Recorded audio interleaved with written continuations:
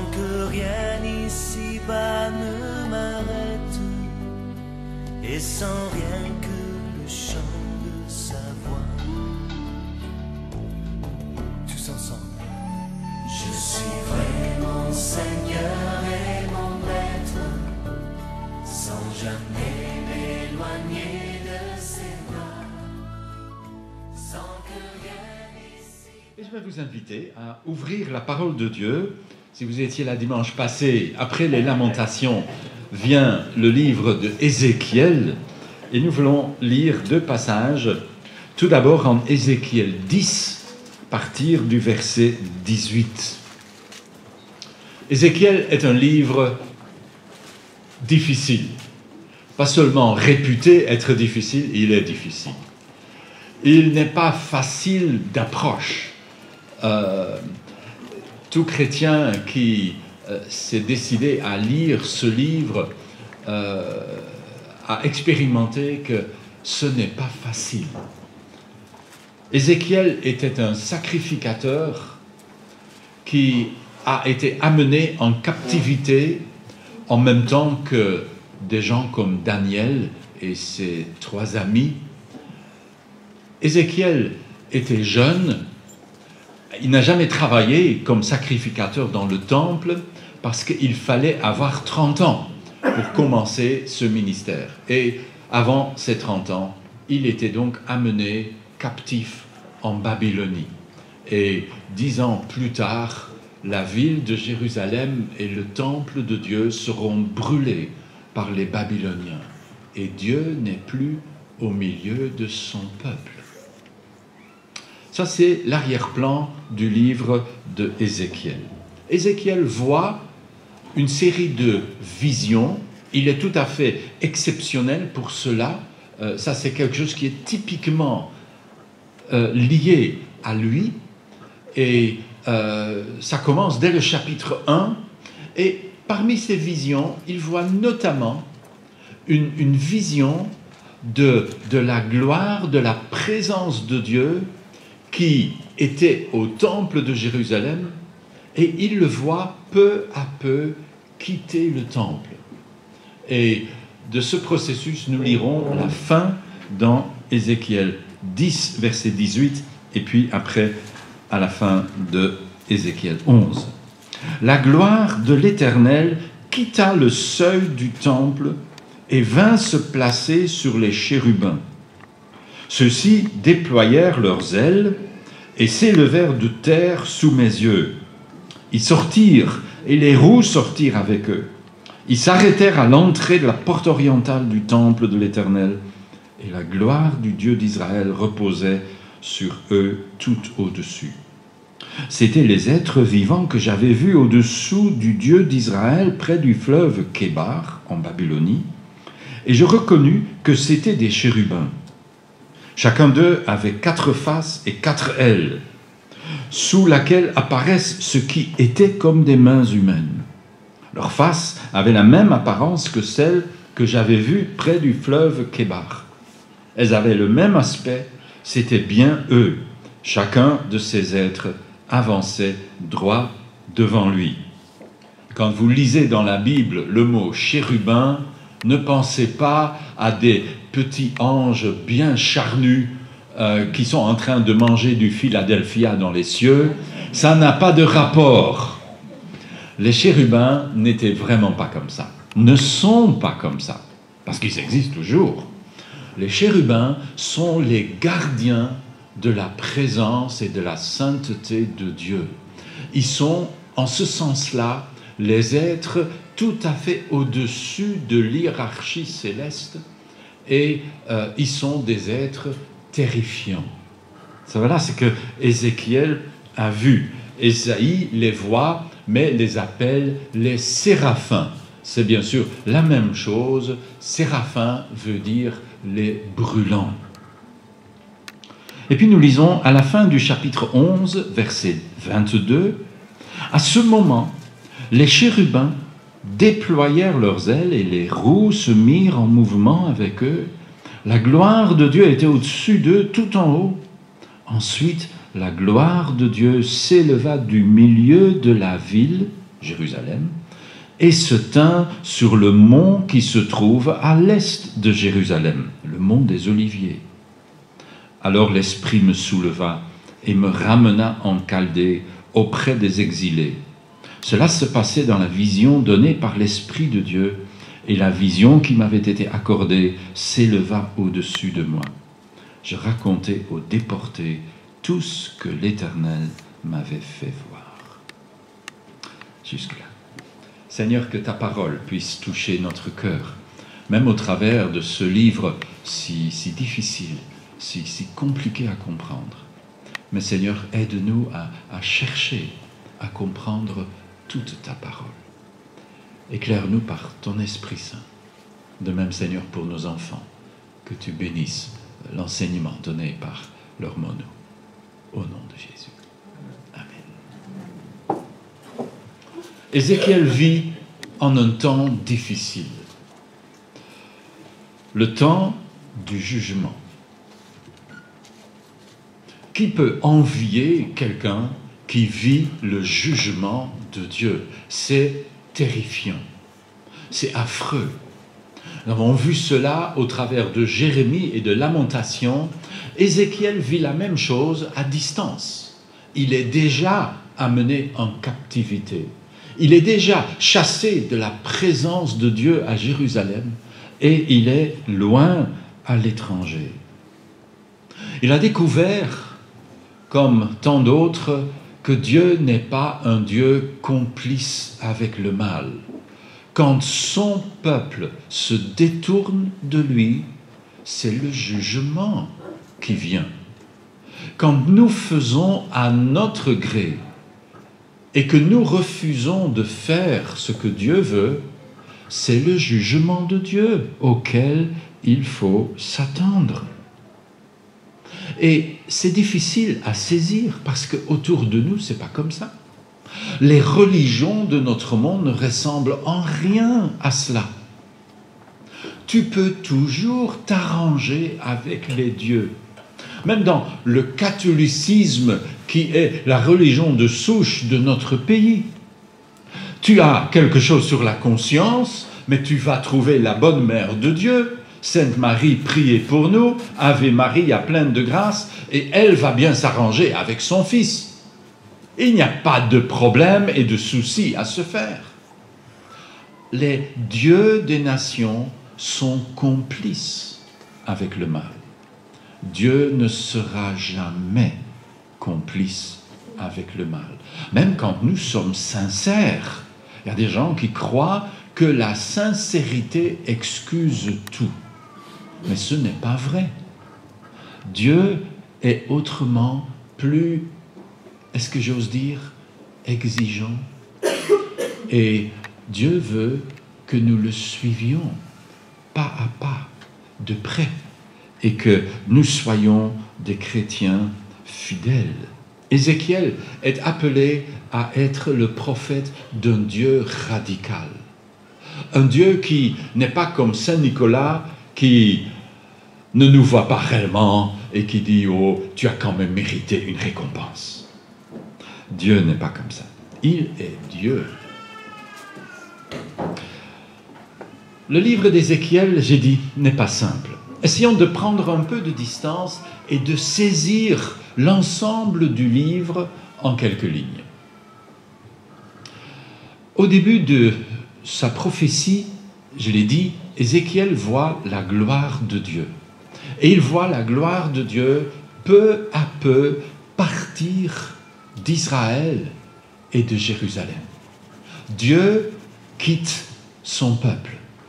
Dieu est sur le départ. Cela, bien sûr, était quelque chose qui était déjà sous-entendu dès le début que Salomon va construire le temple à Jérusalem. Je ne sais pas si vous vous en souvenez, sinon je vais vous aider à vous en souvenir. Salomon a pris le mobilier qui était dans le tabernacle, l'arche, le chandelier, etc. Mais il va changer une petite chose à l'arche de l'Éternel, qui est l'image, la représentation du trône de Dieu. l'arche avait 2 barres par lesquelles les sacrificateurs devaient porter l'arche. Dans le désert, Dieu disait au peuple quand il fallait se lever, quand il fallait s'arrêter. Eh bien, avant d'installer l'arche de l'Éternel dans un bâtiment fixe avec des murs, non pas en béton, mais en pierre tout de même, et qu'on puisse imaginer maintenant, tout est bon, Dieu est là pour toujours, Salomon va faire quelque chose de remarquable. Il va enlever les barres et il va en mettre des neuves 2 fois ou 3 fois plus longs. De telle façon que dans le temple qu'il a construit, les barres sont trop longs pour la pièce. Et chaque fois qu'un sacrificateur entre dans la première partie du temple, il voit au travers du voile les 2 bosses que font les barres. Si vous dites « c'est pas très esthétique », vous avez raison, mais le but ici, ce n'est pas de l'esthétique. Le but, c'est de rappeler à ces fonctionnaires de Dieu, qui avaient l'habitude de Dieu, que Dieu pouvait partir, que le trône de Dieu était mobile, qu'à n'importe quel moment, Dieu pouvait dire « je pars ». Salomon était un roi sage, surtout quand il était jeune. Il ne faut pas lasser Dieu. Si on finit par lasser Dieu, si on ne le prend plus au sérieux, si la religion devient un jeu, Dieu lève l'ancre. Dieu nous tourne le dos. Ne pensez pas, oh, un petit pardon, et tout est arrangé. Il est tellement arrangeant. Non, Dieu n'est pas arrangeant. Il est grâce, mais il n'est pas arrangeant. Il est grâce pour ceux qui reconnaissent leur culpabilité, mais il est jugement pour ceux qui lui tournent le dos. Les premiers 11 chapitres de Ézéchiel voient donc la gloire de Dieu disparaître de Jérusalem. Et quand la gloire de Dieu disparaît, il ne reste rien. Dans ce cas-là, Israël est exactement comme tout autre peuple. La différence, c'était la présence de Dieu. Si Dieu n'est plus dans ton cœur, tu es comme les païens. Et tu subiras le jugement des païens. Et Israël est balayé de la carte géographique du Moyen-Orient. Jérusalem est détruit et le temple de Dieu est brûlé. On est toujours loin du livre. Alors ça nous permet de voyager avec un coin de notre regard vers la fin du livre. Les chapitres 40 à 48. Si vous regardez ces textes, vous verrez qu'au chapitre 40, Dieu fait montrer à Ézéchiel une vision du temple reconstruit. Et puis un peu plus loin, le peuple d'Israël est de retour dans son pays. La ville de Jérusalem est de nouveau sur ses assises. Et le livre termine avec ce texte en Ézéchiel 48-35 que le nom de la ville sera désormais « L'Éternel est ici ». Voyez, au départ de Dieu, au début du livre, correspond le retour de Dieu à la fin du livre. Ézéchiel est le prophète qui doit donc décrire à la fois le départ de Dieu à cause du péché et le retour de Dieu à cause de sa grâce. Si Dieu est parti, où est-ce qu'il est? Ézéchiel aurait pu se poser cette question. Lui, sacrificateur, jamais servi dans le temple, il aurait pu avoir la nostalgie du passé, et il l'avait sans doute. Et là, à Babylone, le long du fleuve Kébar, il a sa première vision, au chapitre 1. Lisez, quand vous avez le temps cette semaine quelque part, lisez ce chapitre 1. C'est une vision étonnante et remarquable. C'est une vision qui, si j'avais le don du dessin, que je n'ai pas, je voudrais essayer de dessiner. Et je pense que c'est une des tâches les plus compliquées que d'essayer de dessiner ce que Ézéchiel décrit. Et Ézéchiel comprend clairement que Dieu est présent. Si la gloire de Dieu quitte Jérusalem, Dieu est présent avec ceux qu'il aime. Et il se montre à Ézéchiel même quand il est à 2000 kilomètres. Ça, c'est le côté encourageant du livre. Si un jour, et pour beaucoup de nous, c'est déjà le jour, tu es loin de ton pays, sache que Dieu est là où il est aimé, là où il est respecté, là où il est révéré. Dieu n'est jamais loin de ceux qu'il aime, mais il est à des années-lumière de ceux qui ne l'aiment pas, peu importe leur état de religiosité. Dieu part.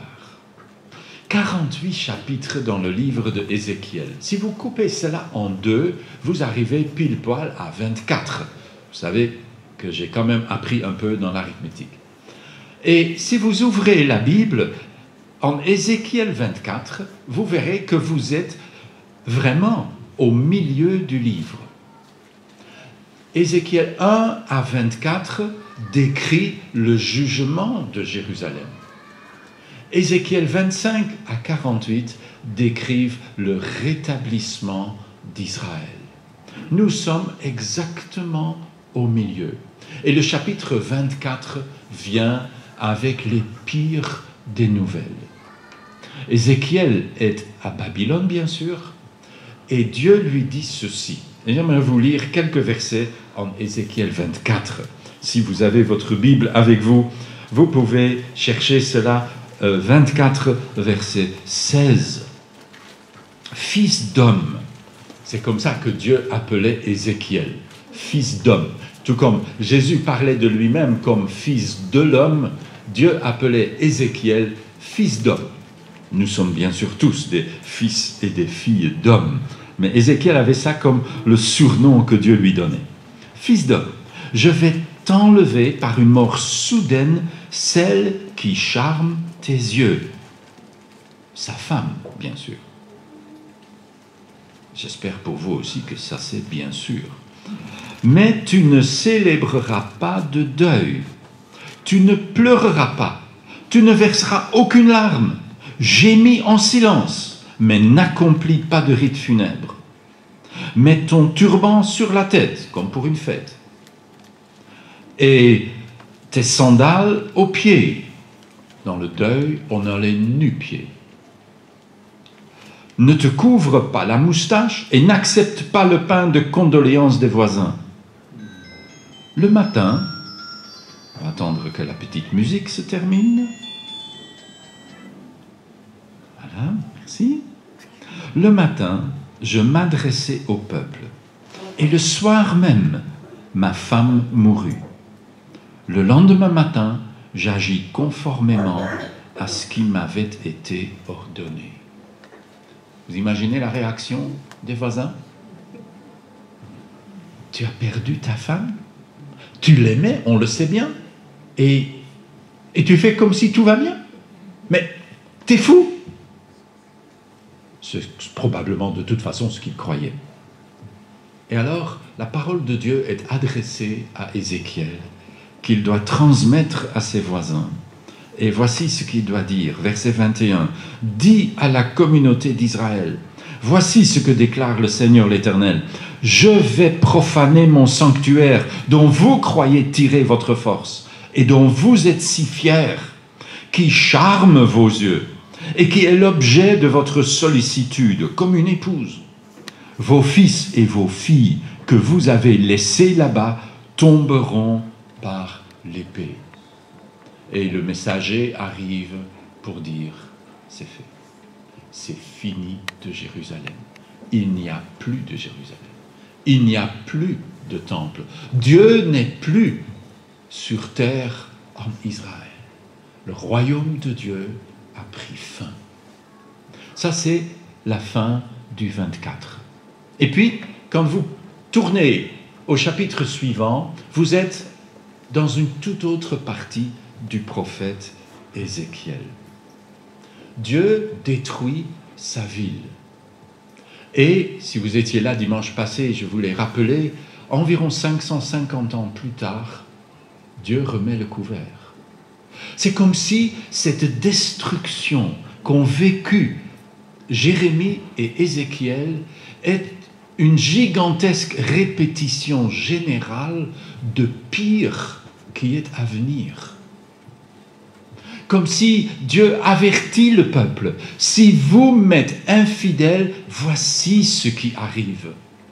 Tu ne peux pas être heureux quand moi je ne suis pas au centre de ta vie. Tu seras malheureux. Mais l'histoire nous dit qu'Israël n'a pas pris à cœur la leçon. Et 550 ans plus tard, il fait pareil, mais pire. Quand le Fils de Dieu vient en Israël, sans qu'il soit coupable de quoi que ce soit, son propre peuple lui tourne le dos et le cloue sur la croix du calvaire. Et Jésus dit que l'ennemi viendra et jettera des retranchements contre la ville de Jérusalem, et du beau temple, il ne restera pas pierre sur pierre. Et en l'an 70, les Romains brûlent le temple, je vous l'ai dit, jour pour jour, exactement le même jour que les Babyloniens au temps de Ézéchiel, le 9e du mois d'Av du calendrier hébreu. La première partie d'Ézéchiel, chapitre 1 à 24, décrit donc le jugement d'Israël. 2 témoins sont là, un peu comme en Apocalypse, 2 témoins pour en rendre compte. Jérémie à Jérusalem et Ézéchiel à Babylone décrivent aux yeux horrifiés des Juifs la destruction de la ville. Laissez-moi, de cette première partie, lire juste quelques textes pour nous donner un petit goût de ce livre de Ézéchiel. Tout d'abord, au chapitre 8 et au verset 8. Une référence facile, 8.8. Dieu me dit, « Fils d'homme, perce la muraille. » Ézéchiel voit de nouveau une vision, et dans sa vision, il est à Jérusalem. Il est juste à côté du temple. Et Dieu lui dit, fais un trou dans le mur. Et vous savez bien que dans les rêves, faire un trou dans le mur, c'est vraiment facile. C'est dans la réalité que c'est plus difficile. Mais c'est une vision. Perce la muraille. Je l'ai percée. Une porte apparut. Et il me dit, entre et regarde les horreurs abominables qu'ils commettent ici. J'entrai et je regardais. Et voici que je vis dessiner sur la paroi tout autour toutes sortes de représentations de reptiles et de bêtes répugnantes et toutes les idoles de la communauté d'Israël. 70 hommes responsables de la communauté d'Israël se tenaient debout devant les idoles. Chacun d'eux avait en main son encensoir d'où s'élevait le parfum d'un nuage d'encens. Les encensoirs servaient dans le culte de Dieu. Ils les ont détournés en faveur du culte des idoles, entourés de bêtes impures dessinées sur le mur du temple. Vous voyez, ils croyaient sans doute que à l'intérieur, il n'y a personne qui voit. Mais Dieu voit. Et Dieu fait voir.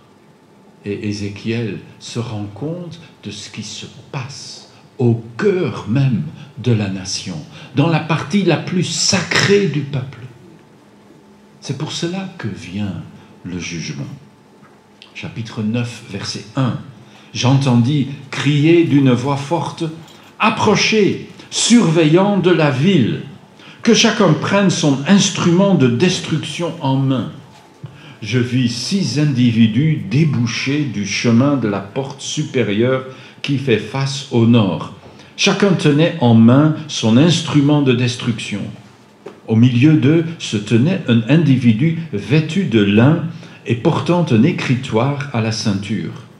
Ils vinrent se placer à côté de l'autel de bronze, l'autel des holocaustes. Alors la gloire du Dieu d'Israël s'éleva au-dessus du chérubin sur lequel elle reposa et se dirigea vers le seuil du temple. L'Éternel appela l'homme vêtu de lin, qui portait l'écritoire à sa ceinture, et lui dit « Passe au milieu de la ville de Jérusalem et marque d'une croix sur le front les hommes qui gémissent et se plaignent à cause de toutes les pratiques abominables qui se commettent dans cette ville. » Tout d'abord, les destructeurs. On ne sait rien de ces 6 destructeurs, on n'en parle nulle part ailleurs dans l'Écriture, donc il faut le prendre comme tel. Se poser peut-être la question, quels destructeurs se tiennent prêts aux portes de nos villes? Ah oui, mais on n'a plus de portes, c'est donc encore beaucoup plus facile. Mais avant la destruction, Dieu va marquer d'une croix sur le front ceux qui gémissent devant les horreurs d'Israël. Dieu va marquer d'un sceau ses amis, comme en Apocalypse d'ailleurs. Comme si Dieu dit, voilà, je fais la distinction entre ceux qui m'aiment et ceux qui ne m'aiment pas. Et cette division, vous imaginez bien, elle ne respecte pas les bâtiments de culte de nos pays. Cette ligne passe à travers toutes nos églises. Parce que dans toutes nos églises, il y a des gens qui aiment Dieu et des gens qui ne l'aiment pas. Est-ce que notre front sera marqué d'une croix? N'y voyez pas tout de suite la croix de Jésus. La croix était le signe de la dernière lettre de l'alphabet hébreu de l'époque, le Tav, le T, qui était marqué comme une croix. Mais bien sûr, ça ressemble étrangement à une croix. Dieu marque de la croix ceux qui l'aiment. Est-ce que ta vie est marquée par la croix du Christ? Ou est-ce que tu fais partie de ceux qui sont plutôt indifférents? Vous voyez, Dieu fait le tri. Dieu ne traite pas tout le monde de la même façon, parce que nous ne sommes pas tous les mêmes. C'est notre cœur qui révèle qui nous sommes. Au chapitre 18, quelques chapitres plus loin, permettez-moi de rappeler ce texte. Il y a un chant d'ailleurs, j'avais voulu le chanter, mais Bénédicte m'a dit que c'est un peu difficile à jouer. Ce sera pour une autre fois quand Sunny est de retour de vacances. 18, verset 23. « Pensez-vous que je prenne le moindre plaisir à voir mourir le méchant ?» demande le Seigneur. « Mon désir n'est-il pas plutôt qu'il abandonne sa mauvaise conduite et qu'il vive ?» Verset 30. « Ainsi donc, je jugerai chacun de vous, gens d'Israël, selon sa conduite. » Dieu le déclare, « Changez d'attitude. Repentez-vous, dans l'autre traduction, et détournez-vous de tous vos péchés, pour que vos fautes ne causent pas votre perte. Rejetez loin de vous tous les péchés que vous avez commis contre moi. Faites-vous un cœur nouveau et un état d'esprit nouveau, car pourquoi faudrait-il que vous mouriez, gens d'Israël? » Dieu ne veut pas juger son peuple. Dieu n'est pas ce genre de mauvais bougre qui a un plaisir énorme à condamner les siens. Dieu n'est pas comme ça. Dieu a patience. Dieu veut que les siens plutôt se repentent. C'est ce que nous dit le Nouveau Testament tout autant sur notre temps. Dieu ne tarde pas, mais il a patience. Parce qu'il ne veut pas qu'un seul périsse, mais il veut que tous parviennent à la repentance. Si nous sommes ici, c'est que Dieu patiente encore. Mais le livre de Ézéchiel nous rappelle que la patience de Dieu prendra fin un jour. Chapitre 22. Juste encore quelques textes dans cette première partie. J'aimerais juste vous souligner ce que Dieu fait avec le peuple. C'est assez remarquable. Au verset 6 du chapitre 22. Et si vous regardez entre le verset 6 et le verset 12, ça dépend de la traduction, mais dans toutes les traductions, ça ressort. Je trouve que dans le Semeur, ça sort un peu mieux qu'ailleurs, mais ça sort partout. Et c'est comme ça, bien sûr, dans l'hébreu. Voici, chez toi, tous les dirigeants d'Israël profitent de leur pouvoir pour commettre des meurtres. Verset 7. Chez toi. Verset 7 au milieu. Chez toi. Verset 9 au début. Chez toi. Verset 9 au milieu. Chez toi. Verset 10 au début. Chez toi. Et verset 12 au début. Chez toi. 8 fois. Une répétition des mêmes mots. Quand on se répète, c'est qu'on veut faire entrer quelque chose. Vous vous rappelez du président Hollande, quand il était en campagne pour se faire élire à la télévision, il a utilisé la même chose. Moi, président, je. Un peu comme la RTBF cherche avec la campagne actuelle. Moi, bourgmestre, je. Je ferai en sorte que tout le monde doit aller au culte dimanche matin. Non, ce n'est pas nécessairement une bonne idée. Chez toi. Tu ne peux pas oublier, quand tu lis ça, et je suis sûr que Ézéchiel a souligné cela, ça rentre dans la tête du peuple. Voilà ce qui ne marche pas. Voilà pourquoi le jugement doit venir. Et puis au verset 30 du même chapitre. J'ai cherché parmi eux quelqu'un qui construise un rempart et qui se tienne debout sur la brèche devant moi en faveur du pays, afin que je ne le détruise pas. Mais je n'ai trouvé personne. Vous voyez Dieu, son regard qui parcourt la ville de Jérusalem, le pays d'Israël, cherchant quelqu'un qui intercède pour que la colère n'arrive pas, et il ne trouve personne. Et la ville de Jérusalem s'en va à la destruction et au jugement.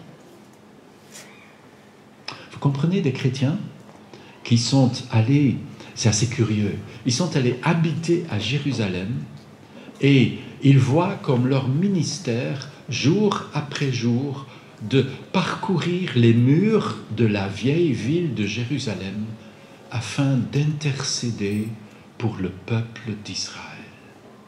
Voyez ? Pour que, en ces temps de la fin, il y ait un rempart autour de Jérusalem. C'est pour cela que nous avons des groupes de prière. C'est pour cela que nous prions, pour que Dieu soit le protecteur de son peuple et que le mal ne porte pas atteinte à notre vie chrétienne. Le jugement, pas sans espoir. Il y a quelques versets qui rappellent la venue du Messie. Par exemple, puisque cette page est ouverte dans nos Bibles, au chapitre 21, verset 32. Des ruines, j'en ferai des ruines comme jamais il n'y en a eu. Et ce, jusqu'à ce que vienne celui à qui appartient le gouvernement et à qui je le remettrai. C'est qui ? C'est le Messie. Jusqu'à ce qu'il vienne, les ruines dureront. C'est comme ça en cette fin des temps. Est-ce qu'il y a espoir ? Il ne faut pas lasser la patience de Dieu, mais il nous faut espérer dans la fidélité de Dieu. Et quand vous tournez la page de la deuxième moitié du livre, à partir du chapitre 25, nous sommes dans la partie qui inspire espoir au peuple de ses fidèles. Pas à tout le monde. Voyez, quand Israël est jugé, que Jérusalem est rasée et que le temple n'existe plus, il y a beaucoup de gens autour d'Israël qui s'en frottent les mains. Des gens qui étaient plus que contents. Enfin, ces gens, ils utilisaient sans doute un autre mot, sont partis. Enfin, leur terre est à nous. Enfin, ils sont partis. Voyez, la haine du juif, c'est pas moderne. C'est aussi moderne, mais ça date depuis bien longtemps. Dans le chapitre 25 à 35, vous avez une série de condamnations des nations. C'est le rétablissement d'Israël.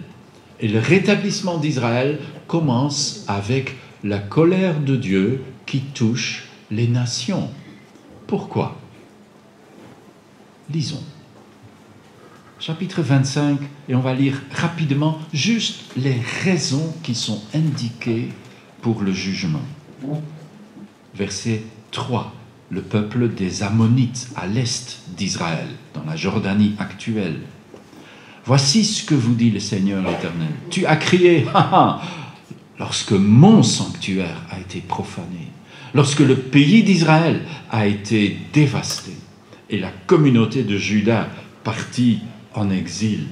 Verset 6. Parce que tu as applaudi et trépigné et que tu t'es réjoui avec tant de mépris au sujet d'Israël, de son pays, à cause de cela, je vais porter la main sur toi.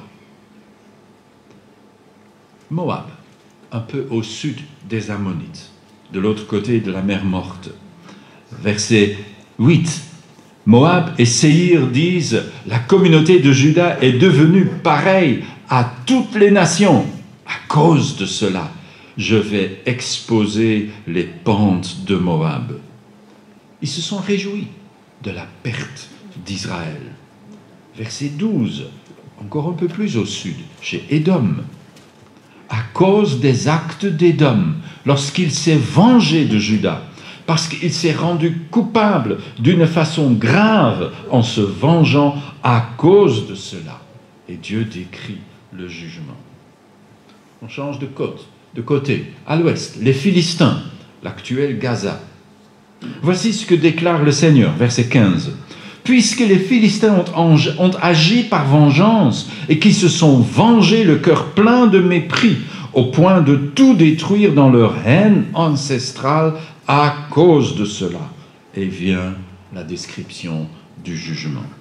26, nous sommes au nord, Tyr et Sidon, le Liban actuel. Et nous lisons au verset 2, « Fils d'homme, Tyr a dit contre Jérusalem, elle est brisée, la porte des nations. Désormais, c'est vers moi que l'on va se tourner, et je vais être comblé, car la voici en ruine. Voilà pourquoi le Seigneur parle ainsi, je m'en prends à toi. » Et ainsi, pour l'Égypte, pour Édom, jusqu'à la fin de ces chapitres. Qu'est-ce que Dieu répète? C'est leur attitude vis-à-vis d'Israël. Pas seulement vis-à-vis des Juifs. Vous avez sans doute remarqué comme moi qu'on peut être très soucieux des Juifs. On n'est pas antisémite aujourd'hui. On est seulement anti-Israël. Mais c'est la même chose. Et parce que ces peuples et ces nations se sont moqués et ont haï Israël, Dieu se tourne contre eux. Vous vous rappelez le prophète Zacharie qui dit que celui qui touche à Israël touche à la prunelle des yeux de Dieu. Tu ne peux pas rester indemne quand tu te lèves contre le peuple d'Israël. Mes amis, ça date de 500 600 ans avant Jésus-Christ. Et c'est d'une modernité à toute épreuve. C'est exactement le monde d'aujourd'hui. Et nos pays européens sont entrés dans cette danse anti-Israël. Alors l'écriture est sur le mur. Alors le jugement approche. Il ne peut pas être autrement. Voyez, avant que Dieu ne rétablisse Israël, Dieu juge les nations ennemies du peuple de Dieu. Parce que, en se tournant contre Israël, on se tourne contre Dieu. Martin Luther King avait compris cela. Il dit, l'antisionisme moderne, c'est l'antisémitisme avec un nouvel habit. C'est la même chose. Nous ne sommes pas amants de toute la politique, de tous les politiciens d'Israël. Dieu ne nous le demande pas, heureusement d'ailleurs. Mais nous aimons le peuple d'Israël et nous prions pour la paix de Jérusalem. Parce que le plan de Dieu passe par là. La haine contre Israël. Vous savez ce qu'elle provoque? Si les ennemis d'Israël le savaient, ils se mettraient à aimer Israël, juste pour contrarier les choses. Parce qu'au chapitre 36, au début, il nous est dit que la haine des nations provoque Dieu à la pitié pour Israël. Parce qu'ils haïssent Israël, Dieu va se tourner vers son peuple et Dieu va changer le sort de son peuple. Il va rétablir son peuple dans ses frontières. Comment? Là, nous entrons dans les derniers chapitres de Ézéchiel. Toujours pas vraiment simple. Mais essayons de voir clair en brossant quelques grandes lignes. 36-24. Je vous retirerai des nations, je vous rassemblerai de tous les pays étrangers et je vous ramènerai dans votre pays. La promesse est limpide. La captivité n'est pas pour toujours. Vous allez revenir. Puis le prophète saute. Mais c'est le propre des prophéties. Quelqu'un a dit, les prophètes voient l'avenir comme nous, on voit le paysage des Alpes suisses. Quand tu es loin, tu vois les sommets et tu te dis, oh, c'est tout près, je peux faire ça en un jour. Mais ton œil ne peut pas estimer les vallées longues qui séparent les sommets. Dans les prophéties, c'est comme ça. Le prophète voit quelques sommets, mais il n'apprécie pas les vallées de temps qui séparent ces sommets. Au verset 24, nous sommes au retour d'Israël après 70 ans de captivité. Au verset suivant, au verset 25, quand vous lisez ces versets, vous pouvez vous dire, tiens, je connais cela. Ça, c'est la Pentecôte. Oui, c'est la Pentecôte. Quand Dieu répand son esprit sur son peuple. Parce que c'est ça, la Pentecôte. Ce jour-là, ce sont 3000 Juifs qui se convertissent et qui reçoivent le Messie comme leur Seigneur et Sauveur. Dieu a pitié de son peuple et accomplit l'antique promesse que et Jérémie et Ézéchiel font. Et en Ézéchiel, nous l'avons ici au chapitre 36, 25 à 27. Je vous donnerai un cœur nouveau et je mettrai en vous un esprit nouveau. C'est exactement ce que Dieu fait quand quelqu'un se tourne vers le Messie. Et puis, Ézéchiel est déjà au sommet suivant. Entre deux, il y a presque 2000 ans de vallée. Et nous sommes dans notre temps. Vous demeurez dans le pays que j'ai donné à vos ancêtres. Vous serez mon peuple. Je vous délivrerai. Et le pays se remet à fleurir. Je pourrais vous lire le rapport que fait l'auteur américain Mark Twain, qui a visité Israël en 1861, donc il y a 150 ans, et il décrit ce qu'il voit. Et il dit, ce pays est vide. Il n'y a personne. C'est un désert. C'est des marais infestés de paludisme. Il ne fait pas bon vivre. Les quelques habitants s'agglutinent dans quelques petites villes, comme Jérusalem, comme Tibérias au nord, et le long de la côte où on peut encore survivre. Mais c'est un pays qui est comme condamné, dévasté. Et aujourd'hui, vous pouvez visiter Israël. Vous n'avez pas besoin de faire comme Bernadette, ça c'est la façon difficile. Vous n'avez pas besoin de payer un avion pour visiter Israël. Prenez votre ordi et avec Internet, vous pouvez tout voir. Vous n'avez pas les odeurs. On ne peut pas tout avoir dans la vie. Et vous voyez que ce pays est devenu comme un jardin d'Éden. Vous savez, nous avons les témoignages de Ézéchiel 36 dans nos magasins. Allez regarder. Regardez les fruits où il est marqué « produit d'Israël ». C'est marqué en anglais, mais vous pouvez discerner. Hein? « Product of Israel ». On comprend encore ça. Ça, c'est l'accomplissement d'Ézéchiel 36. Vous savez, pendant des milliers d'années, c'était pas comme ça. Ce pays coulant de lait et de miel est devenu un désert à cause du péché du peuple. Tout comme nos cœurs deviendront un désert si on se détourne de Dieu. Mais aujourd'hui, les fruits d'Israël sont sur nos étals. Nous pouvons manger l'accomplissement d'Ézéchiel 36. Remarquable. Parce que Dieu tient parole sous nos yeux. Après cela, le prophète donne une parabole. Chapitre 37, très connu, la parabole de la vallée des ossements. Ézéchiel a encore une vision et il voit dans sa vision des ossements tout desséchés. C'est un peu lugubre. Et Dieu lui dit, Ézéchiel, est-ce qu'ils peuvent reprendre vie?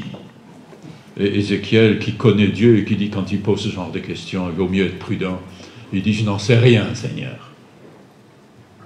Et Dieu lui dit, je veux que tu prophétises, je veux que tu parles à ces ossements desséchés.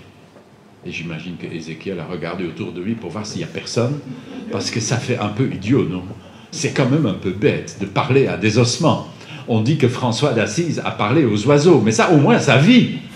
Mais parler à des ossements desséchés, non, il n'y a personne. Bon, mais Seigneur, si tu me le dis, je le fais. Et Ézéchiel prophétise sur ces ossements qui doivent reprendre vie. Et les ossements, tout à coup, commencent à trembler et à bouger. C'est un peu lugubre. Et se rapprocher les uns des autres. Exactement les bons os aux bons endroits. Et puis, il continue à prophétiser. Et la chair et des nerfs poussent.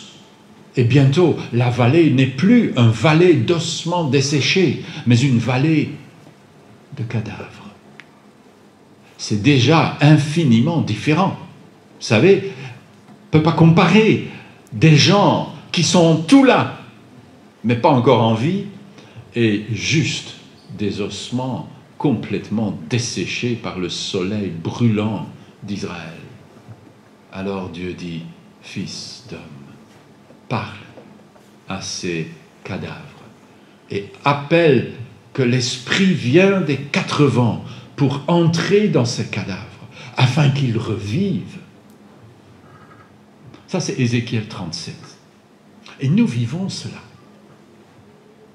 Aujourd'hui, les ossements ne sont plus desséchés depuis longtemps. Il y a de la chair et des os et des nerfs qui ont poussé. Le peuple a repris forme. Mais vit-il au sens spirituel du terme? Non, pas encore. L'esprit n'est pas encore répandu sur ce peuple. Le jour de deuil dont parle Zacharie n'est pas encore arrivé. Mais la parabole est en action. Nous sommes à la fin. On n'est pas loin des jours d'accomplissement qui sont annoncés. Dieu prend soin de son peuple.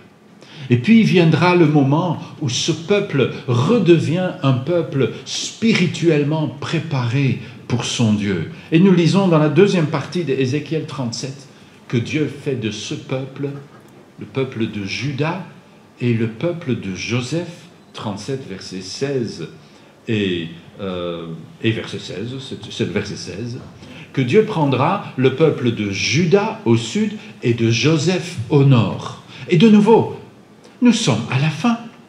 Juda est là. Joseph, c'est les tribus de Éphraïm et de Manassé. Aujourd'hui, Manassé est en train de retourner en Israël.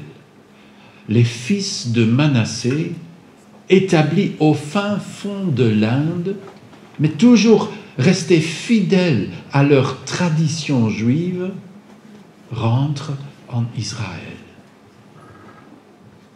C'est de notre temps.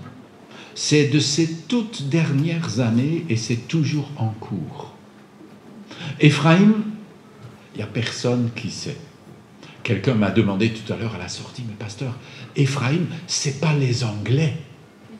Parce qu'il y a une tradition dans une secte qui s'est beaucoup répandue que les tribus perdues, c'est les Britanniques. Parce que les Britanniques, il y a le mot « berit » en hébreu qui veut dire « alliance ». Et on a dit « ah, c'est eux, les Juifs perdus ». Mais non, les Anglais ne sont pas les Juifs perdus. Ça, c'est une histoire. Il ne faut pas croire ça. Éphraïm est toujours perdu, mais Éphraïm va revenir. La Bible le dit.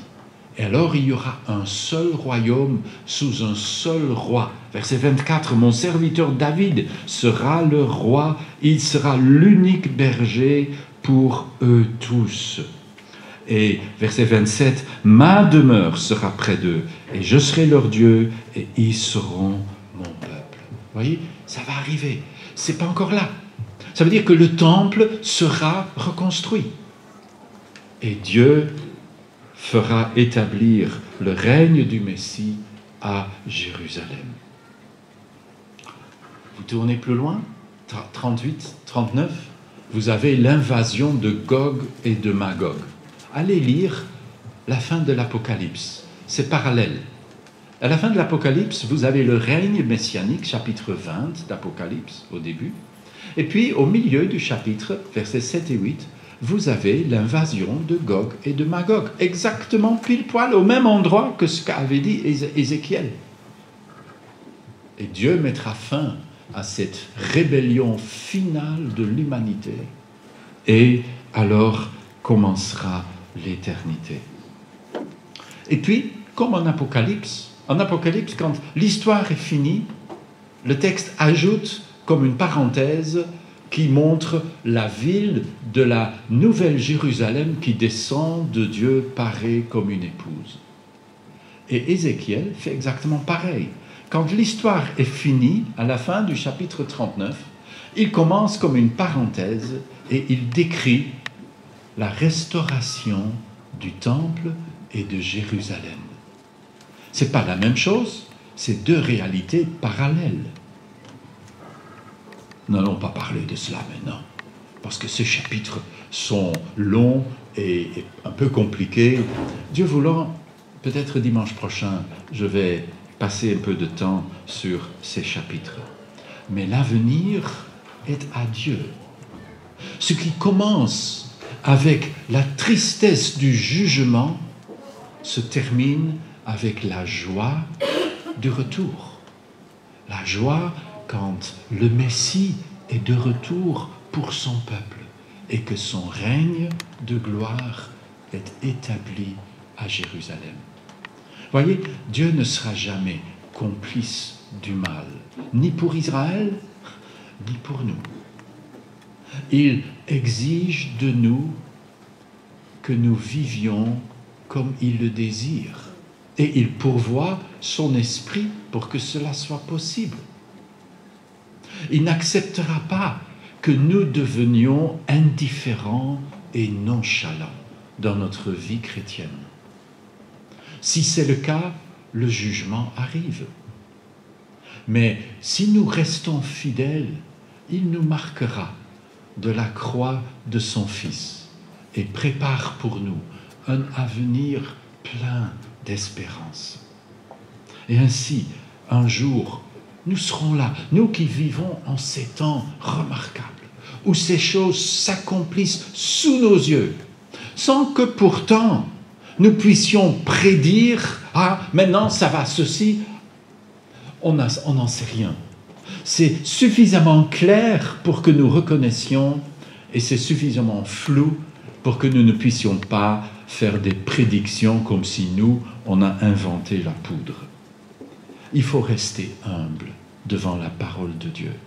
Mais en même temps, regarder nos actualités d'un côté avec compassion, parce qu'il y a des choses horribles qui se passent sous nos yeux. Les fléaux arrivent les uns après les autres. Et beaucoup de gens souffrent. Et nous discernons la main du jugement qui arrive sur cette planète qui ne veut pas de Dieu. Mais nous savons aussi qu'il est fidèle à ses promesses. Ce qu'il a promis arrivera. Nous pouvons bâtir notre avenir là-dessus. Prions. Seigneur notre Dieu, nous te rendons grâce pour ta parole, même pour ce prophète un peu difficile. Seigneur, que nous puissions apprendre au travers de lui, comme au travers de toute ta parole, à discerner les temps dans lesquels nous vivons, de ne pas être des aveugles dans un monde de borgnes, mais Seigneur, de voir clair, parce que par ta parole et par ton esprit, tu nous donnes le discernement des temps dans lesquels nous vivons. Aide-nous, Seigneur, à y vivre pour toi pleinement, à y témoigner afin que ceux qui peuvent encore être sauvés puissent être sauvés. Seigneur, et que ainsi nous puissions préparer le jour où le règne sera rétabli, où le roi sera de nouveau sur le trône. Seigneur, nous regardons avec anticipation envers ce temps qui doit venir. Au nom de Jésus. Amen. Chantons ensemble.